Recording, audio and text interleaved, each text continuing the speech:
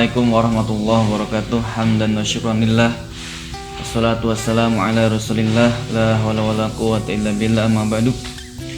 Para pemirsa, terkhusus bagi peserta MPLS di SMA Negeri 1 Pabuaran, marilah kita kembali bersyukur kepada Allah Subhanahu wa taala atas segala karunia-Nya. Kita masih bisa diberikan umur yang panjang dan sehat walafiat, sehingga kita bisa untuk meneruskan pendidikan ke jenjang yang lebih tinggi, yakni di SMA Negeri 1 Pabuaran ini. Insyaallah beberapa menit ke depan kami akan menjelaskan beberapa materi yang berkaitan dengan MPLS. Untuk materi yang pertama ini kita akan membahas tentang ilmu. Ada orang yang dia ingin mengendarai motor, tapi dia nggak tahu caranya mengendarai motor. Ini bisa terjadi dua kemungkinan. Yang pertama, motornya tidak hidup. Yang kedua, dia bisa menghidupkan di otak-atik tapi akhirnya terjatuh.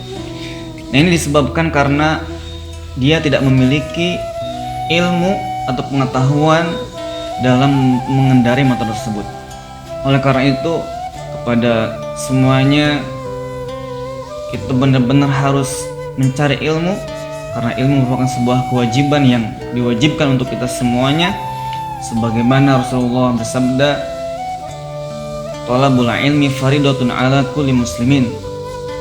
Mencari ilmu merupakan sebuah kewajiban bagi setiap muslim.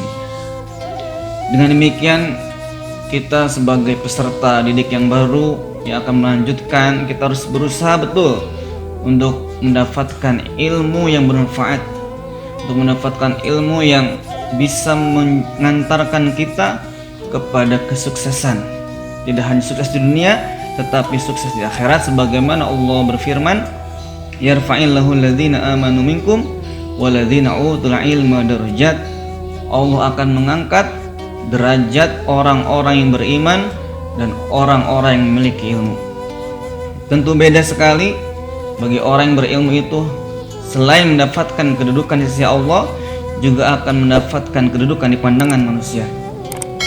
Agar kita lebih terhormat, agar kita lebih dihargai, maka kita harus memiliki ilmu. Dan dalam mencari ilmu itu ada kaidah-kaidah ataupun cara supaya kita mendapatkan ilmu yang bermanfaat. Di antaranya adalah yang pertama, kita harus menghormati, menghargai ilmunya tersebut.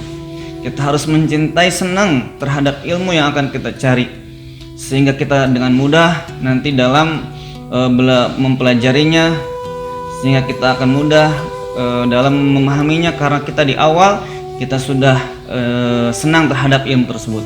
Yang kedua adalah kita juga harus menghormati orang yang memberikan ilmu kepada kita.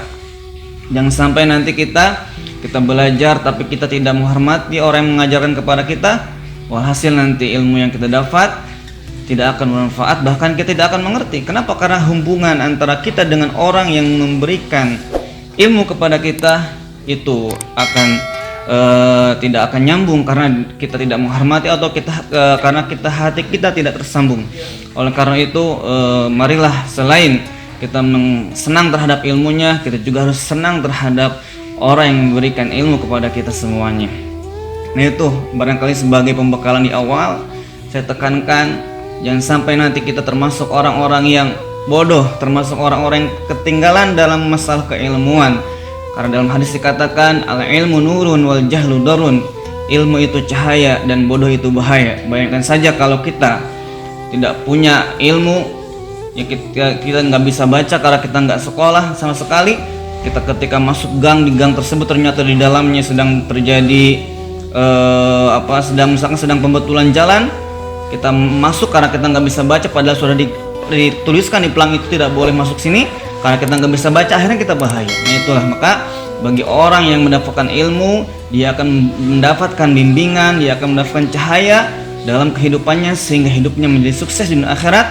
Sedangkan yang tidak memiliki ilmu, dia akan mendapatkan madarat atau bahaya dalam kehidupannya. Demikian, mudah-mudahan bisa bermanfaat. Wassalamualaikum warahmatullahi wabarakatuh.